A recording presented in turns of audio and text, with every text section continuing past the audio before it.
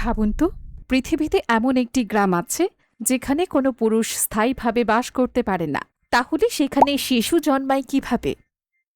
কেনিয়ার উমোজা গ্রামটি ১৯৯০ সালে কিছু নারী প্রতিষ্ঠা করেন। তারা সহিংসতা ও বৈষম্য থেকে নিরাপদ আশ্রয় তৈরি করতে চেয়েছিলেন।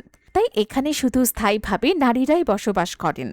তবে অনেকেই ভুল করে ভাবেন আসলে পুরুষের সঙ্গে কোনো যোগাযোগই নেই। আসলে তা নয়। অনেক নারী গ্রামে আসার আগেই মা ছিলেন। আবার কেউ কেউ গ্রামের বাইরে গিয়ে সম্পর্ক গড়ে সন্তান নেন। তবে প্রাপ্তবয়স্ক পুরুষদের স্থায়ীভাবে এই গ্রামে বসবাসের অনুমতি নেই। অর্থাৎ এটি পুরুষবিহীন পৃথিবী নয়, বরং নারীদের নিরাপদ একটি সম্প্রদায়। আর এ কারণেই উমোজা গ্রাম আজ সারা বিশ্বে অনন্য এক উদাহরণ হিসেবে পরিচিত।